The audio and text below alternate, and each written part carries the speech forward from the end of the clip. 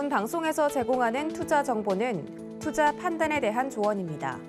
방송에서 제공하는 주식의 가치, 가격 상승 및 가격 하락에 대해서는 방송사에서 보장하지 않습니다.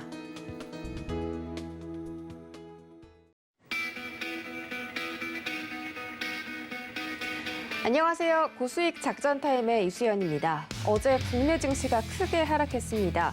국내외로 지수 낙폭이 확대되는 양상 나타났는데 코스피 시장 어제 한 달 만에 3,100선이 붕괴되었고 코스닥 시장은 2% 넘게 하락하면서 1,012포인트에서 거래를 마감했습니다. 원달러 환율까지 큰 폭으로 상승하면서 수급의 압박 이어졌고요. 또 기관의 거센 매도세까지 나타났습니다.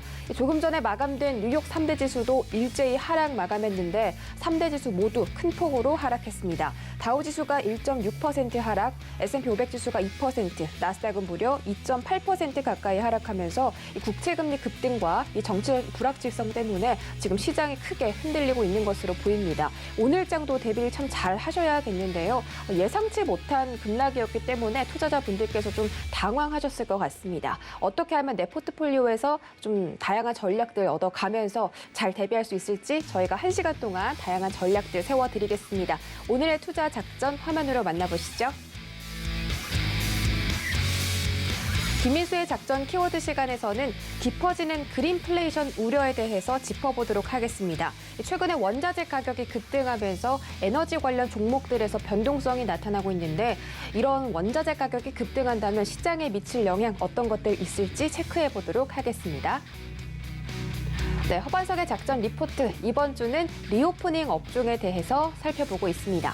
오늘의 종목 바로 호텔 신라인데요. 백화점, 편의점, 그리고 면세점 사업까지 사업을 확장하고 있는 호텔 신라의 모멘텀 알아보도록 하겠습니다. 이주현의 주유소 포트에서는 인성정보에 대한 매매 전략 알아보도록 하겠습니다. 원격 진료 그리고 재택치료 관련 종목 대장주죠. 인성정보 최근에 주가 급등세가 좀 나왔는데 앞으로도 상승할 수 있을지 이에 대한 자세한 전략 들어보도록 하겠습니다.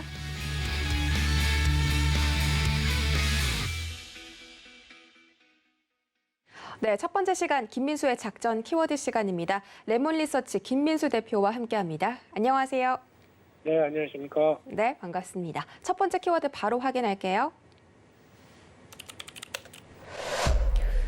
네, 첫 번째 키워드 깊어지는 그린플레이션 우려입니다. 최근에 원자재 가격 상승세가 심상치 않습니다. 유럽발 천연가스 위기가 좀처럼 진정되고 있지 않은 가운데 천연가스와 LNG 사업이 계속 가격이 급등하면서 우리나라 시장에서는 가스 관련 종목들이 어제 시장에서 또 굉장히 많이 급등을 했습니다.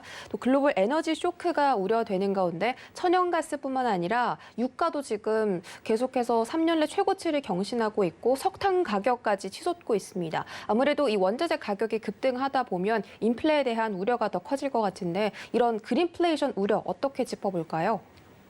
네, 어제도 시장이 약한 가운데 두드러진 섹터는 이제 가스와 관련된 쪽에 에너지 관련된 종목들 강했고요. 또 정유주와 관련된 정유사들, 그러니까 즉 유가 상승에 따른 변화를 그대로 안는 종목들 강했습니다. 근데 지금 이런 시점에서 최근 다들 친환경 하면서 신재생 에너지의 확대와 그의 투자, 또 ESG가 대세죠. 그래서 그쪽으로 가려고 하는데 왜 뜬금없이 그 화석 원료 쪽인 유가 그리고 또 천연가스 석탄이 강세를 보이느냐?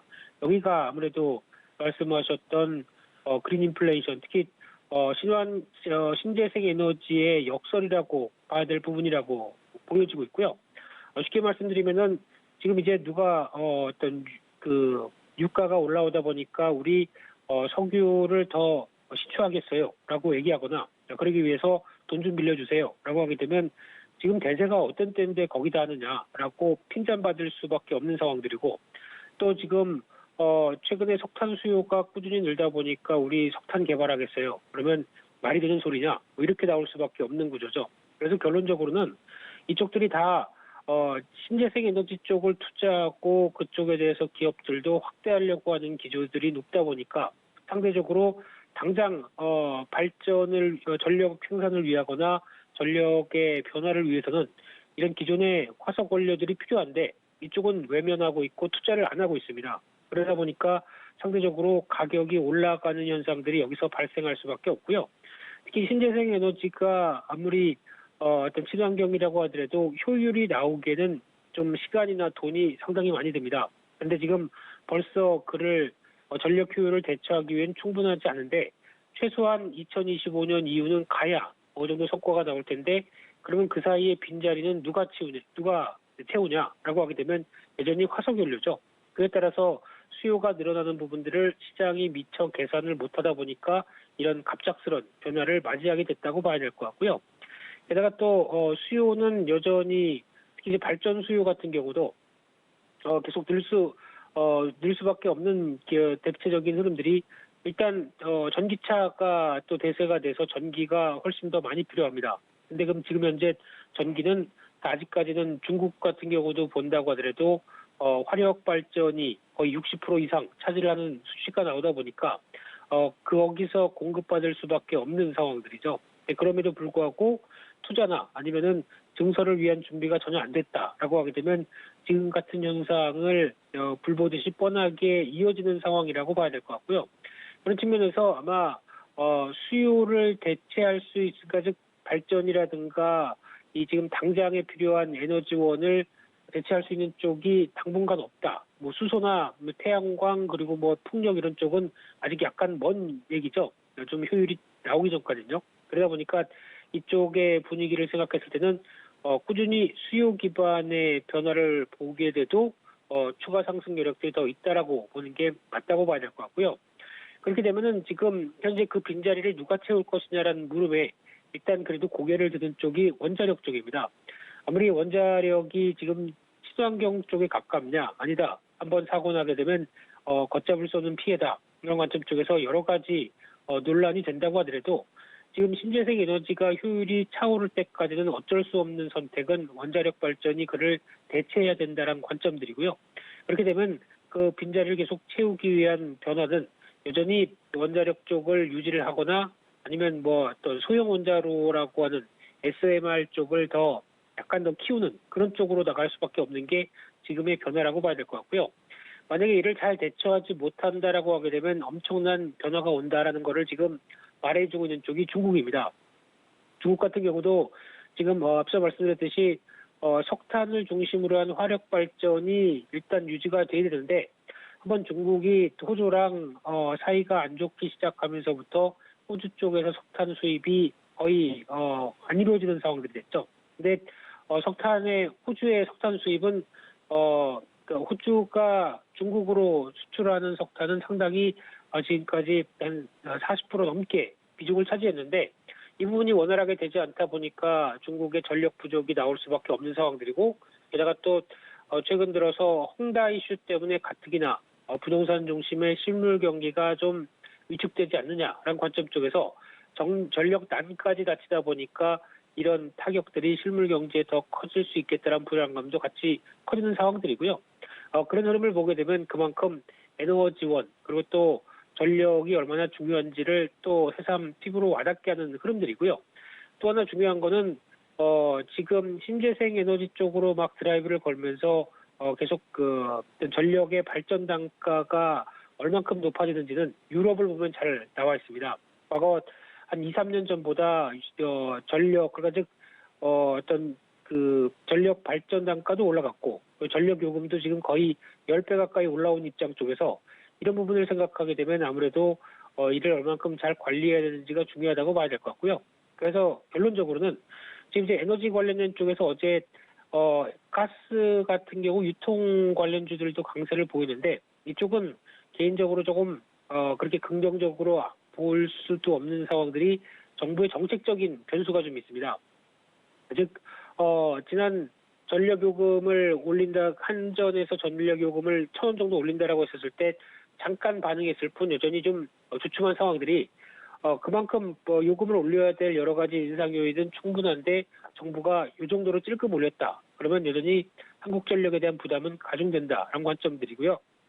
마찬가지로 이번에 가스 유통사, 한국가스공사부터 SK가스, 이원 이런 전반적인 종목들도 일단 유심 있게 봐야 될 부분들이 물론 천연가스 가격들이 급등하다 보니까 그에 따라서 가격을 인상시킬 요인들은 충분히 있는데 정부가 얼만큼 이를 받아들여서 천연가스 상승분만큼 그대로 올려주느냐가 관건인데 만약에 이게 생각보다 물가 안정을 필두로 해서 그 이상으로 그 정도까지 상승분을 고시를 하지 않는다라고 하게 되면 오히려 역마진이 발생하죠. 그러다 보면 높은 그 가스 가격에 비해서 좀 타격을 받는 가능성도 있기 때문에 이런 정책적인 불확실성도 한번 체크를 할 필요가 있다는 관점 쪽에서 무조건 가스 오르니까 가스주 사자라고 하는 전략들은 바람직하지 않을 것 같고요.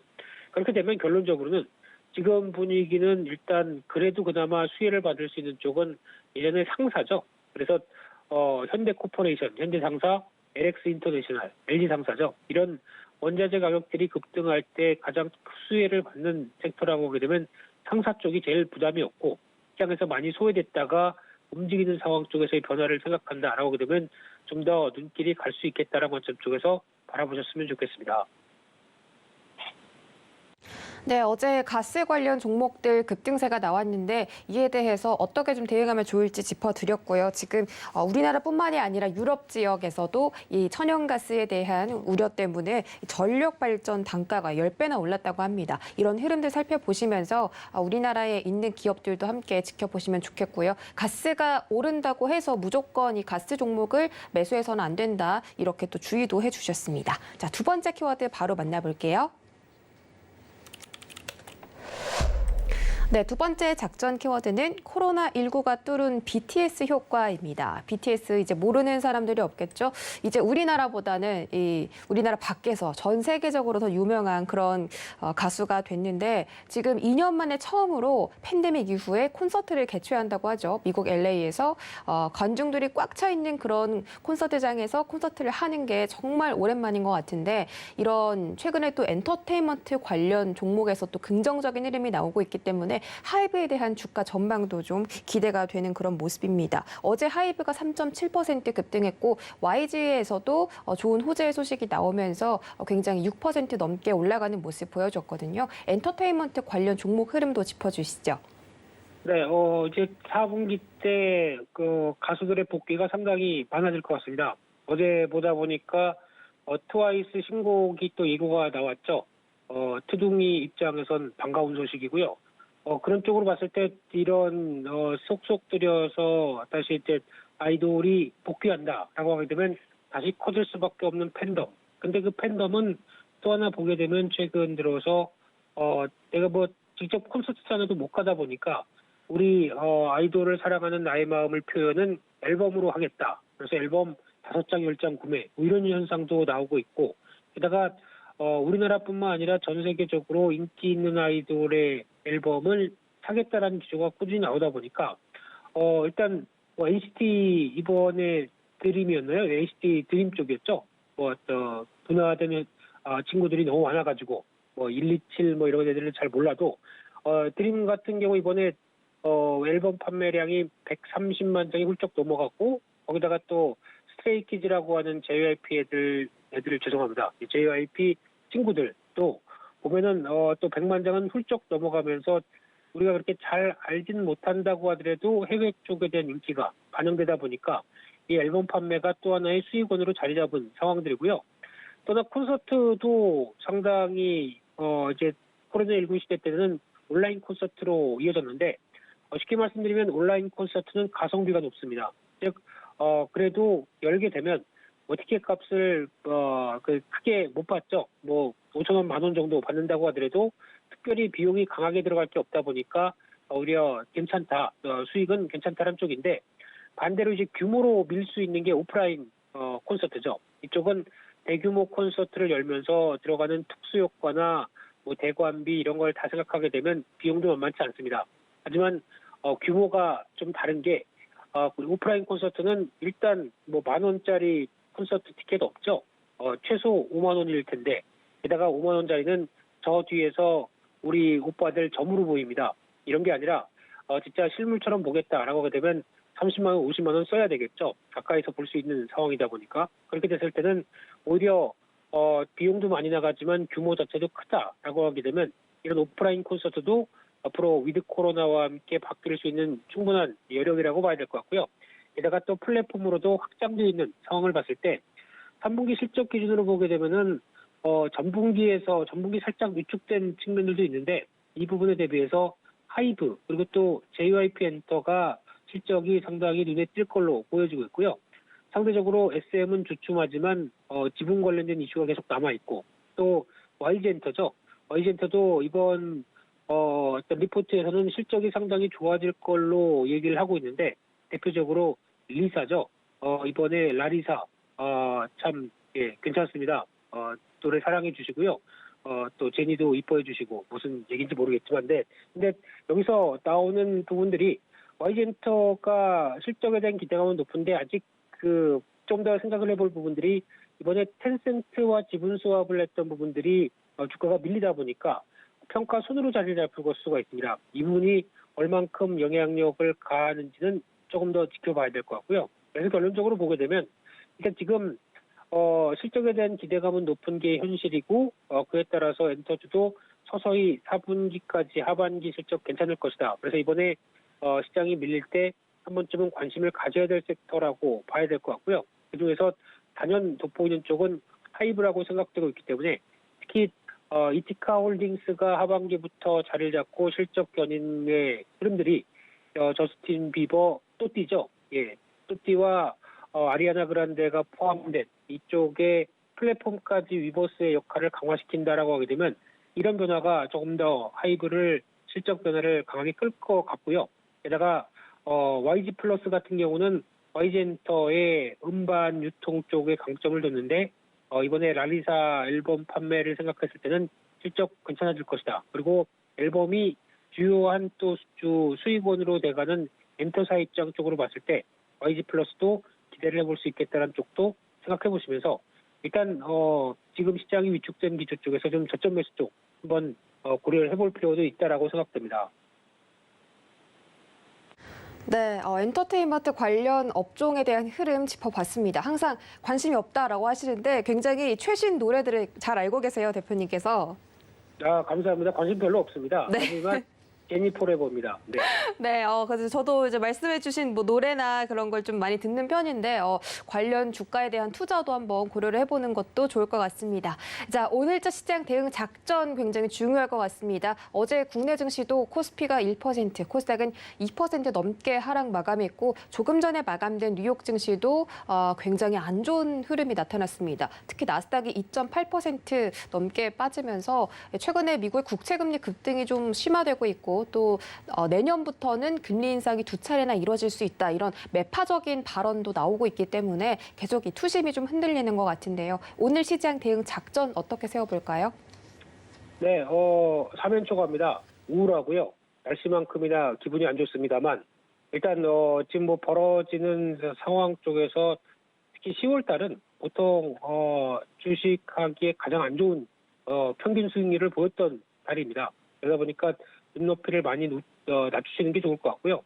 딱 한마디로 지금 시장의 흐름을 표현하게 되면 물가는 올라가죠. 지금 대표적인 금리 올라가고 10년물 국채금리 저렇게 올라가고 유가 올라가고 하는 인플레이션 자극은 상당히 큰데 여기다가 또 테이퍼링 한답니다. 그러면 이제 11월 달에 테이퍼링하는 긴축이라기보단 유동성 위축이죠. 이쪽으로 들어오는 상황 쪽에서 중국 경기는 또 지금 앞서 말씀드린 대로 헝다 이슈나 또 이제 전력 리스크 때문에 위축됩니다. 그러면 쉽게 말씀드리면 세 가지가 다 안 좋은 상황들로 가는 기조라고 봐야 되겠죠. 이게 스태그플레이션의 우려를 또 떨칠 수 없는 상황들이고요.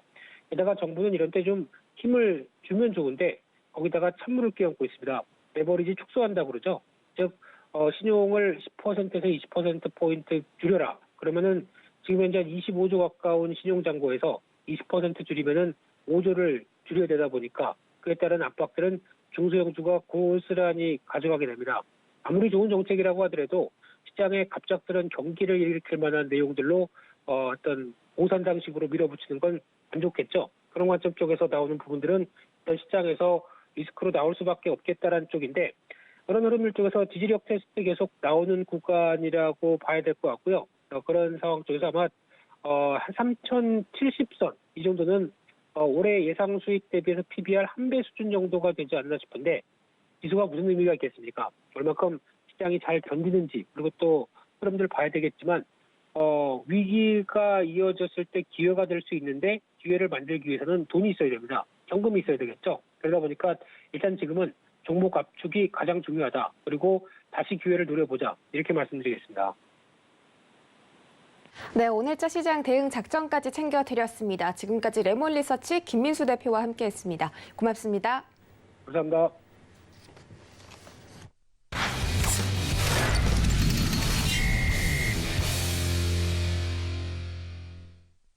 네, 이어지는 시간 허반석의 작전 리포트 시간입니다. 증권가 리포트 분석해드리는 시간이고요.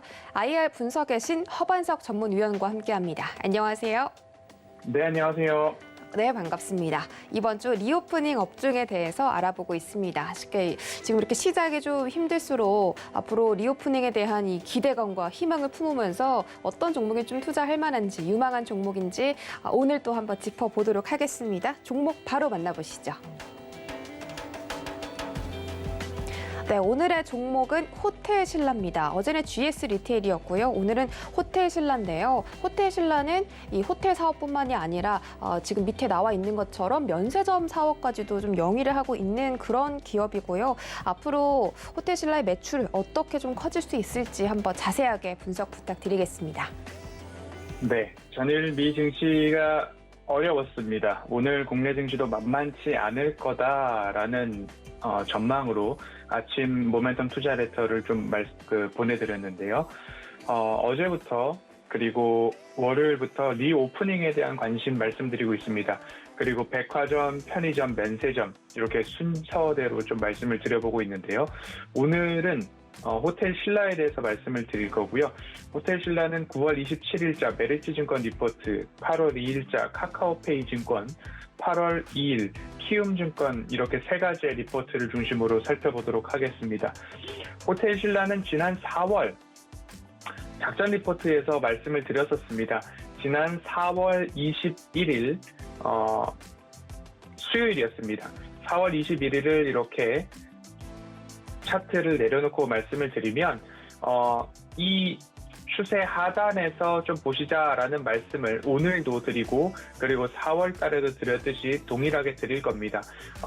뭔가 이슈에 의해서 한 번 더 조정을 받았지만 결국엔 차트상 저위험 구간에서 숫자상 영업이익과 매출액이 증가하는 기업 이 구간에서 결국엔 실적에 대한 부분들이 턴어라운드 되었다. 1분기부터 빠르게 흑자 전환될 것이다 라는 기대감과 함께 주가는 다시 우상향하는 자세를 잡았습니다. 그리고 나서 밤방송에서도 말씀드렸던 포트폴리오에서 목표가 10만 원에 대한 말씀을 드리면서 수익률 극대화 라인까지 잘 가지고 가신 분들은 10만 원까지도 충분히 수익을 거두셨다라는 말씀을 좀 드릴 수 있을 것 같습니다. 그러면 되돌림 자리에서는 되돌림이 나왔고 그리고 나서 수익률 극대화 라인까지 상승을 했다가 다시 한번 이 추세 하단부에서 자세를 잡아가고 있는 호텔신라다라는 부분을 머릿속에 일단 넣어두시고 리포트를 또 살펴보도록 하겠습니다. 호텔신라는 TR, 트래블 리테일이라고 하는 면세점 사업을 하고 있죠. 그리고 호텔과 레저 부문의 사업을 하고 있습니다. 면세점은 서울, 인천, 김포, 제주 및 해외 지역의 면세점이 있고요. 호텔과 레저 사업 부문은 서울과 제주에 신라 호텔이 있고 그리고 대표적으로 전국 각지에 신라 스테이를 영업하고 있습니다. 매출 비중으로 따지고 본다면 면세점 부문이 88% 그리고 호텔과 레저 사업 부문이 13% 이렇게 돼 있기 때문에 2년 전 수준으로 돌아간다면 면세 사업 부문의 매출 비중이 91%까지 올랐었습니다. 그렇기 때문에 앞으로 이 면세점 매출 비중이 88%에서 90%를 넘어가고 호텔 사업 부문에 있어서도 적자 부분이 감소해 나간다라고 한다면 흑자 전환, 턴 어라운드 된 이후에 올해 내년 후년도까지 매출액과 영업이익이 증가하는 기업으로 이해를 해보시면 좋을 것 같고요. 백화점은 이미 보복 소비의 수혜를 좀 보았죠. 그리고 편의점, 어제 GS 리테일 살펴보았고요. 작전 리포트, 수요일은 작전 리포트라는 이름에 걸맞게 다시 한번 호텔신라 면세점을 좀 가지고 왔습니다. 투자 포인트를 본다면 중국 면세 정책 강화에 따른 선제적 대응을 한 곳이 호텔신라였습니다. 올해 7월 중국 하이오 면세점과 MOU 체결을 했는데요. 이 MOU 체결로서 각각 두 그룹은 무엇을 가져가느냐? 하이오는 호텔신라의 영업 노하우를 좀 가져갈 수 있고요. 호텔신라는 중국 면세 진출을 통한 사업 저변 확대가 있을 수 있을 것 같습니다. 중국은 자국 면세 정책 강화를 통해서 한국 면세 사업자들에 있어서는 불확실성을 조금 높여갈 수 있는 이슈가 될 수 있는데 이 이슈를 호텔신라 같은 경우에는 하이오 면세점과 MOU 체결을 통해서 선제적으로 조금 대응해 나갔다. 그리고 여행 재개에 앞서서 먼저 한 발 앞선 대응으로 좀 평가가 되고 있는데요. 해외여행 출입국이 자유로워진다라고 해서 중국 수요가 바로 살아나느냐에 대한 부분이 관건으로 작용할 것 같습니다. 중국은 자국 내 산업 보호를 위해서 전통적인 명품 브랜드에 있어서도 일부 좀 줄여나가자 자국의 브랜드를 명품화시키자라는 이야기들이 나오면서 미중 갈등을 포함해서 나이키 불매운동까지도 했던 곳이 중국이기 때문에 면세점도 자국 면세점을 좀 활용을 하자라는 이야기가 이어진다라고 한다면 자유로운 출입국이 재개된다고 했을 때 어디에서 수요가 나올지 그리고 이전만큼의 중국 수요가 이어질지에 대한 불확실성을 해소하기 위해서 호텔신라는 먼저 선제적으로 좀 대응을 했다라고 이해를 해보시면 좋을 것 같고요. 호텔신라의 강점이라고 한다면 바잉 파워죠. 각종 브랜드와의 협상력이 높고 그리고 캐파도 컸기 때문에 통합 발주로 선호도 높은 제품을 경쟁사 대비 싸게 그리고 많이 물량을 확보할 수 있는 강점이 호텔신라 탑티어의 경쟁력 중 하나다라고 볼 수 있을 것 같고요. 면세점 기준 순 매출 영업이익률을 비교해보면 신라 면세점은 면세점에서 나온 순 매출 기준 영업이익률은 5.6%, 신세계는 3.4%, 현대는 오히려 마이너스 2.2%의 영업이익률을 보입니다. 뭐 2배가량의 차이가 나는 모습인데요. 결국엔 얼마만큼 싸게 구매를 해서 그 유통 마진을 남길 수 있을까? 얼마만큼 싸고 많이 사올 수 있는가에 있어서는 호텔신라의 강점 중에 강점이다라고 이해를 해볼 수 있을 것 같습니다. 호텔신라 카카오페이 증권에서는 실적에 대한 이야기 나누고 있습니다. 실적은 1분기 4월 20일 어간의 작전 리포트 다뤄드릴 때에도 4분기 만에 흑자 전환이라는 말씀을 드리면서 흑자 전환이 사실 2분기부터 이루어질 줄 알았으나 1분기부터 빠르게 턴 어라운드 된다라는 이야기에 호텔신라도 빠르게 조금 소개를 해드렸었습니다. 1분기는 매출액 7,200억 원, 영업이익 265억 원으로 흑자 전환을 했고 당시 컨센서스 추정치 상회 평가를 받았습니다. 한 발 빠르게 조금 말씀을 드려서 1차적으로 10만 원 목표가를 달성을 했었죠. 2분기 실적은 1분기, 2분기 연속 흑자 기조를 이어갔습니다. 2분기 기준으로 봤을 때 매출액은 9,534억 원, 전년 동기 대비 82%의 성장, 회복으로 좀 보면 좋을 것 같고요. 영업이익은 464억 원으로 여전히 흑자 전환 이어가고 있습니다. 1분기 영업이익이 265억 원, 2분기 영업이익이 464억 원. 그러면 3분기에는 과연 얼만큼의 흑자를 달성할 수 있을 거냐에 초점을 맞춰보시면 좋을 것 같고요. 이 흑자 기조는 이어갈 것이다 라는 전망이 우세합니다. 면세점으로 따로 조금 본다면 매출액은 8,465억 원, 전년 동기 대비 92%의 성장이고요. 영업이익도 471억 원으로 영업이익률은 5%까지 올라갔습니다. 호텔신라의 21년도 연결기준 총 영업이익이 464억 원이었고 면세점 부분의 영업이익이 471억 원이었다면 그 안에 10억 원 안쪽으로의 적자는 호텔 레저 부문에서 발생을 했겠죠. 호텔 레저 부문의 매출액은 전년 동기 대비 27% 증가한 1,069억 원, 영업이익은 적자 7억 원을 기록을 했습니다. 앞서서도 4월달 작전 리포트를 조금 복귀해 본다라고 한다면 서울과 제주 신라 스테이 투숙률은 증가하고 있지만 손실폭이 빠르게 축소되고 있다라는 점에 방점을 찍어 보아야 할 것 같습니다. 대부분의 적자가 서울 신라호텔, 장충동에 있는 그 신라호텔에서 발생하고 있는 요인이었는데 이를 해소하기 위한 방법으로 ADR, 일평균 객실료는 낮추고 그리고 OCC, 객실 점유율은 높여가는 전략을 통해서 우리가 탑, 5성급, 6성급 우리나라의 네로나 하는 호텔 브랜드 중에 신라호텔 하면 우리는 가격을 낮출 수 없어 라는 그런 기조에서 1분기 턴어라운드를 만들 수 있었던 요인 중에 하나도 일평균 객실료는 낮추고 객실 점유율을 높임으로 인해서 적자폭을 줄여나가자라고 하는 이 전략이 바로 마저 떨어졌다라고 보시면 좋을 것 같습니다. 그러면 앞으로 2분기 이후 3분기, 4분기 그리고 올해 그리고 내년 후년도까지 실적은 어떠할까라고 본다면 21년도 실적은 3조 7,240억 원의 매출액, 전년 대비 16% 증가, 영업이익은 1,736억 원으로 흑자 전환 이어간다. 22년도 실적을 좀 프리뷰해 본다라고 하면요. 매출액은 5조 4,740억 원, 21년도 대비 25% 성장, 영업이익은 2,658억 원, 올해 전망되고 있는 것 대비 내년도는 53%의 성장, 23년도까지 가보면요. 매출액은 5조 4,740억 원으로 22년도 대비 16% 이상 성장, 영업이익은 3,346억 원으로 53% 성장이 예측되고 있는 22년도 대비 25% 추가 성장을 이루어 나간다라는 부분입니다. 그러면 제가 강조를 드리죠.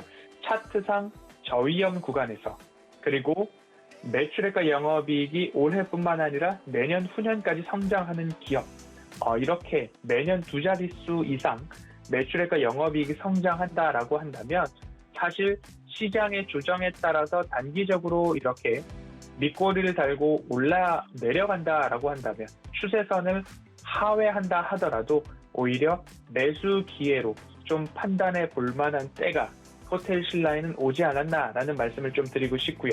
그리고 나서 끝으로 면세점 쪽으로 본다라고 한다면 시내 면세점이 1분기 대비 38%, 2분기 증가를 했습니다. 직전 분기 대비 총 매출액으로 본다면 34% 증가를 했는데 이 부분이 따이공, 결국 보따리 장수들의 보따리 소매업자들의 수요가 전반적으로 좋아지고 있고 고정비로 지출되는 임대료 부분도 일정 부분 해소가 되었기 때문에 호텔 신라의 흑자 기조는 이어갈 것이다 라는 말씀을 좀 드리고 싶습니다.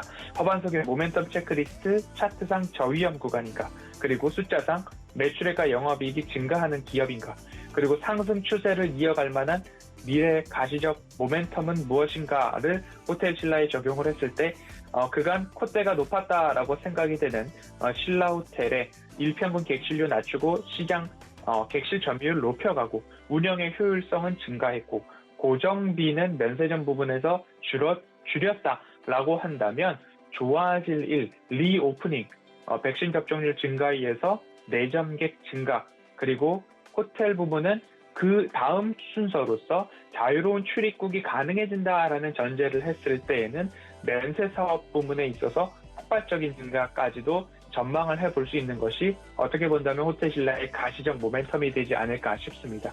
주가는 선행 지표이기 때문에 백화점은 이미 보복 소비로 인해서 좋은 흐름들이 이어졌죠.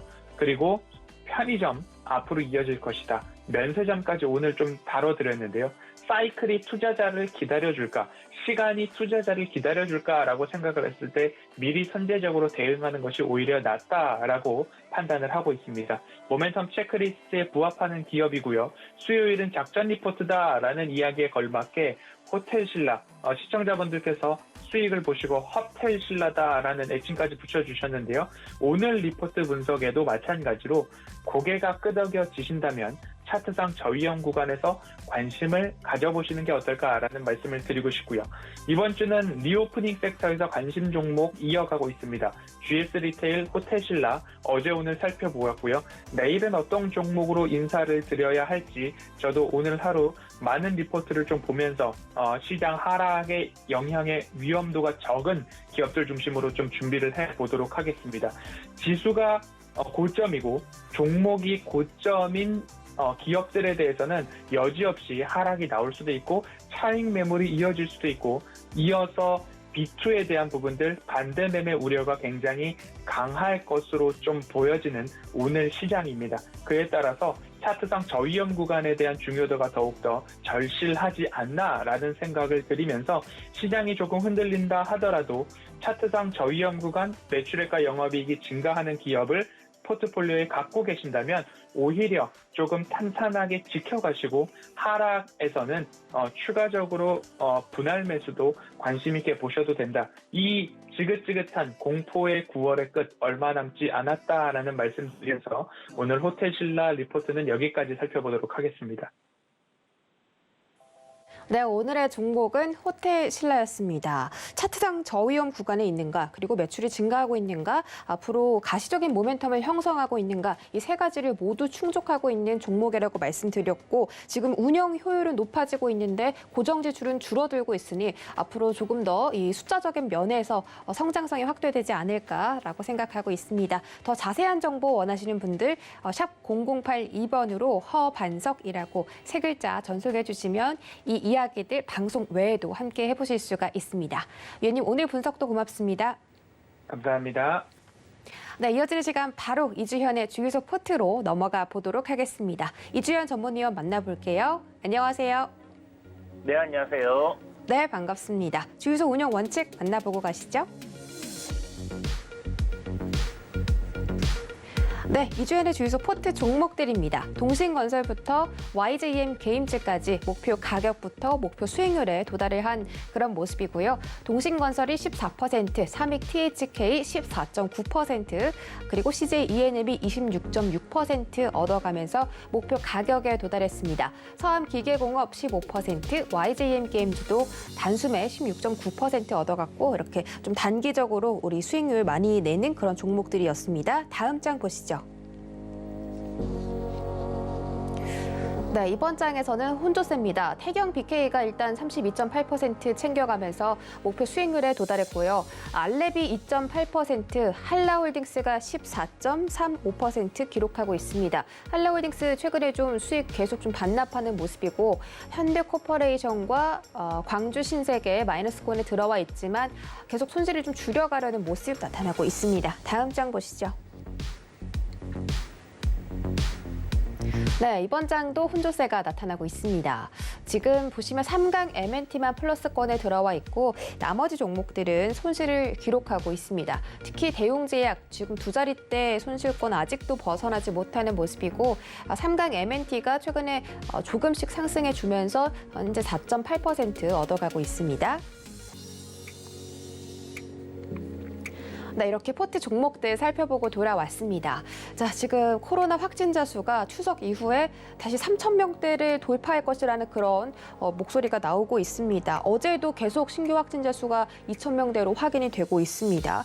그렇게 되면서 지금 원격 의료라든지 재택 관련 종목들이 상승할 수 있는 그런 모멘텀이 형성이 되고 있는 것 같고 인성정보라는 종목도 최근에 주가가 계속 우상향을 그려가는 모습이더라고요. 앞으로 이 원격 의료 관련 종목들 어떻게 대응하면 좋을까요? 네, 아무래도 확진자 수가 줄어들기는 이제 물 건너갔다라고 좀 생각을 해야 될 것 같고요. 추석 명절 동안에 이제 워낙 많은 사람들이 이동이 있었고 조심한다고 다들 조심했겠지만은 결과 자체가 지금 일 확진자 2,000명을 그냥 훌쩍 넘어서는 그런 형태로 가고 있기 때문에 우리나라기 때문에 이 확진자 수가 급격하게 증가하지 않는 거다라고 좀 생각을 하고 있습니다. 앞으로도 계속해서 확진자 수가 대단하게 증가하진 않겠지만 그래도 여기서 줄어들 가능성은 좀 적지 않나라고 생각해봐야 될 것 같고요. 확진자 수가 이제 계속해서 늘어나게 될 경우, 지금 뭐 정부에서는 병상이 충분하다라고 얘기를 하고 있지만, 앞으로 더 늘어날 경우, 병상 부족해지는 부분은 당연히 발생할 수밖에 없는 거다라고 생각이 듭니다. 그렇다면, 자가치료, 이야기, 한 달 좀 전에, 이야기가 좀 나왔었는데, 그런 부분들, 자가치료, 원격 의료로 인한 집에서 이제 좀 치료를 하는 방식으로, 병증인 환자들은 그렇게 좀 진행이 될 가능성이 높고요. 병상이 이제 부족한 상황이 되거나 없는 상황이 될 경우에는 다른 대안이 없겠죠. 그래서 일단 지금, 정부에서도 이제 이 위드 코로나를 생각을 한다라고 하면, 이름은 좀 다르게 부르긴 하는데, 어쨌든 위드 코로나랑 다를 게 하나도 없습니다. 다른 나라에서 하고 있는 똑같은 정책이기 때문에, 70%의 접종률 이상, 80%의 접종률 이상이 나오면, 위드 코로나를 할 가능성에 대해서 지금 얘기를 하고 있는 그런 상황이고, 그렇게 된다고 해도 사실 이스라엘에서 우리가 본 것처럼, 2차 접종까지 다 마친 사람들이 확연하게 많은 그런 국가들에서도 델타 변이에 대한 확산은 계속 일어났다. 그러니까 감염은 계속 일어났다라는 부분입니다. 그렇다는 말은 결국은 우리가 이 코로나19라는 변이 바이러스로 인해서 백신을 접종한다고 해도 결국은 그 감염 효과를 100% 막아낼 수 없기 때문에 지속적으로 마스크를 쓰고 있어야 되고 손 소독을 계속 해야 되고 방역이 계속 신경을 써야 된다는 말이거든요. 그렇다면 우리나라에서 위드 코로나를 할 경우에 뭔가 특별하게 우리나라만 좀 피해 갈 거다라고 생각하기보다는 합리적으로 생각한다면 똑같은 결과가 나올 가능성은 굉장히 높다라고 봐야 되는 겁니다. 그렇기 때문에 한 70%에 80%의 2차 접종률이 나온다고 하더라도 실질적으로 돌파 감염 많이 일어날 가능성 굉장히 높다라고 봐야 되고요. 이제 위드 코로나를 하게 될 경우에는 3,000명이 아니라 5,000명에서 6,000명까지도 발생할 수 있는 거고 10,000명을 넘어설 수도 있는 거기 때문에 그때 가서는 이제 확진자로 이렇게 또 평가하기보다는 입원 환자 수 미국처럼 이렇게 진행할 가능성이 좀 높다라는 부분입니다. 그렇다면 병상이 부족한 상황이기 때문에 집에서 치료를 받아야 되거나 대기를 해야 되거나 하는 그런 상황들이 지속적으로 발생할 가능성이 높기 때문에 이런 원격 진료 관련주들이 조금 주목을 받고 있다라고 보시면 될 것 같고요. 몇 종목이 있습니다. 인성정보, 네오팩트, 그다음에 오픈베이스 같은 경우도 이제 원격으로만 꼭 들어가는 부분은 아닌데 그랬던 이제 몇 종목들이 이렇게 있는데 그 중에서 제가 보기에는 지금 원격 진료 관련주는 인성정보가 가장 강한 종목, 그러니까 우리가 이제 테마에서 이야기를 하자면 대장급으로 볼 수 있지 않겠나 하는 생각이 들고요. 제가 이제 심야 토크에서도 지속적으로 이야기를 드리고 있었고 지금 한 3,000원대부터 계속 이야기를 드렸습니다. 그래서 원격 진료 관련주들 유심히 계속 봐야 됩니다라고 이야기를 드렸는데 지금 보시는 것처럼 저항권까지 이제 올라와 있는 상황이고요. 오늘 장이 이제 좀 안 좋게 출발할 거라고 예상이 되기 때문에 어떻게 될지는 모르겠으나 일단 제가 봤을 때 전고점 자리 돌파하는 흐름으로 시간적인 문제다라고 생각을 합니다. 그래서 한 4,700원까지는 일단 넘어설 가능성이 높기 때문에 그 정도까지는 지켜보시면 좋을 것 같고요. 지속적인 상승 흐름이 나올 거냐? 그건 잘 모르겠습니다. 일단은 1차적인 상승 흐름이 크게 나왔던 저런 구간까지 이제 올라간다라고 했을 때는 N자 상승을 올라간다 했을 때는 돌파를 하고 갈 가능성 높지 않겠나라고 생각이 들고요. 월봉을 보게 되면 이 저항자리 돌파해 준다면 상당히 좋은 그런 흐름들이 나올 수도 있겠다. 그래서 원격 진료 관련주들 여러분들 계속 관심권에 넣어두시고요. 지켜보시면 좋을 것 같고 이거는 가봐야 아는 문제지만 대략적으로 일단 전고점 그리고 한 5,000원 정도 부분까지는 주가가 상승할 여력이 있지 않겠나 이렇게 생각이 되니까 이 부분 참고하시면 좋을 것 같습니다. 네, 인선정보는 앞으로도 지금 전고점 부근까지 4,729원인데 거의 5,000원 가까이 상승할 수 있는 여력이 있고 그에 따라서 관련 원격 의료 종목들도 좀 지켜보자라고 말씀해 주셨습니다. 자, 지금 이제 개장 한 25분 정도 남겨두고 있는데요. 오늘 시장이 특히 걱정이 됩니다. 미국의 국채 금리가 크게 올라가면서 어제 뉴욕 증시가 또 급락하는 모습이 나타났죠. 다우지수와 S&P 지수가 2%대 빠졌고요. 나스닥은 2.8%까지 크게 빠졌습니다. 달러화가 강세가 나타나면서 지금 계속 이 수급적인 악화가 이루어질 것이다라고 예측이 되는데 오늘자 시장은 어떻게 대응하면 좋을까요? 네, 전일 장 시작 전에 제가 시장에 대해서 간단하게 이제 이야기 드릴 때 가급적이면 현금화를 하시는 방향으로 좀 진행하라고 말씀드렸었어요. 이때 보시면 이제 3,200포인트를 시장이 지지를 해주고 그리고 이렇게 고점을 이제 낮추면서 이런 식으로 이제 조정을 받아왔다라는 부분. 그러니까 이 구간은 하단은 지지를 하는데 상단은 계속해서 고점을 낮추면서 이렇게 압력을 좀 하방으로 많이 내려주는 흐름을 보였었는데 지금 3,100포인트를 기준으로 두고 시장이 그런 압력을 보여주고 있다라고 이야기를 드렸었습니다. 그래서 요 구간과 지금 흡사하게 흐름이 이어져 가고 있기 때문에 하단을 깨고 지수가 좀 밀릴 가능성 크다라고 이야기를 드렸고요. 국내 증시 지금 전저점 구간 3,050포인트 정도 저점으로 이제 잡고 반등이 한 차례 나왔었는데 이 구간을 이탈하게 될 경우에는 좀 상당히 큰 폭으로 조정이 나올 수 있다. 3,000포인트를 단기적으로는 일단 이탈할 가능성도 열어놓고 봐야 될 것 같고요. 만약 지금 채권금리 급등을 한 부분에 따라서 이런 미증시 추세를 완전히 이탈해 버린다. 그렇게 될 경우에는 국내 증시나 글로벌 증시 한동안 좋지 않은 흐름이 나올 가능성 상당히 높겠다 이렇게 봐야 될 것 같습니다. 지금 금리 인상에 대한 우려감 이런 거는 제가 봤을 때 별 문제가 되는 건 아닌 것 같고요. 어찌됐든 시장에서 계속해서 이렇게 언급이 되었던 부분인데 지금 어저께 같은 경우는 이제 채권 금리가 글로벌적으로 굉장히 급등을 하는 모습을 보여줬어요.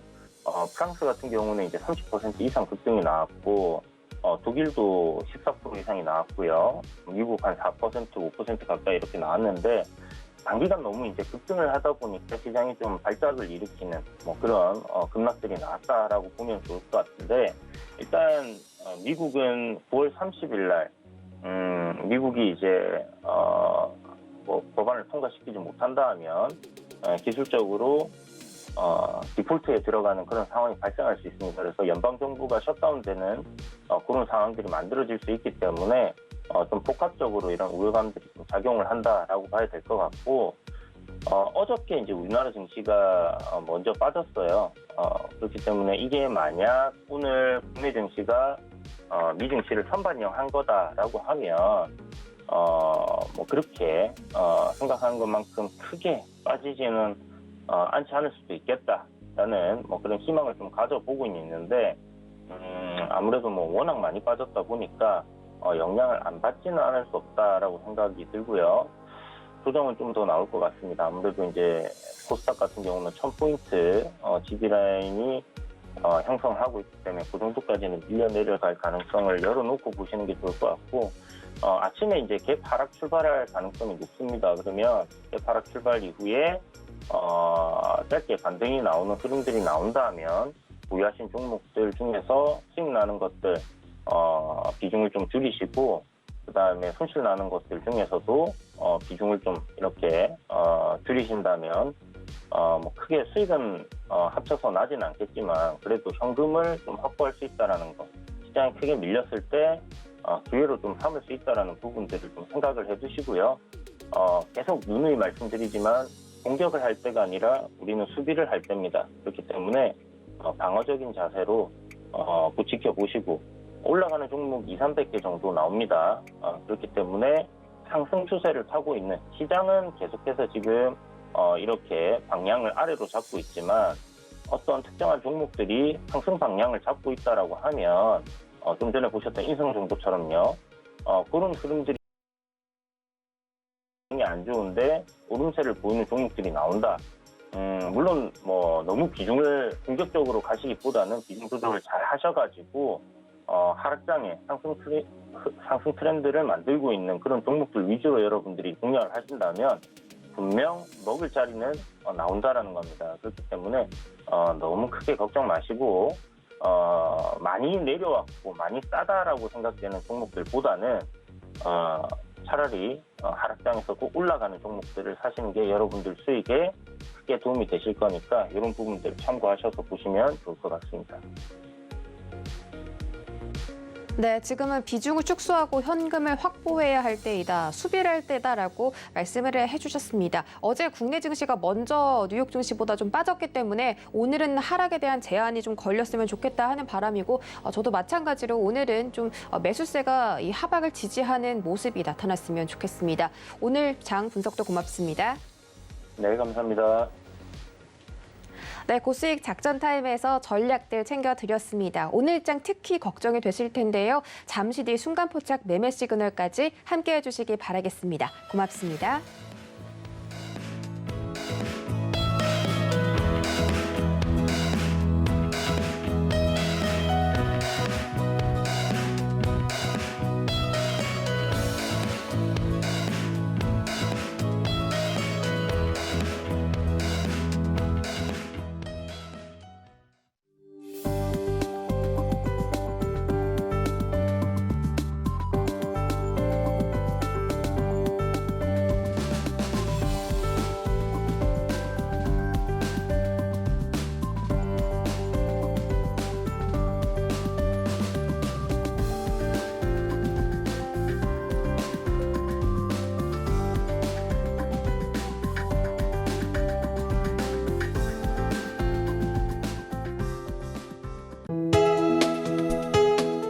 본 방송에서 제공하는 투자 정보는 투자 판단에 대한 조언입니다.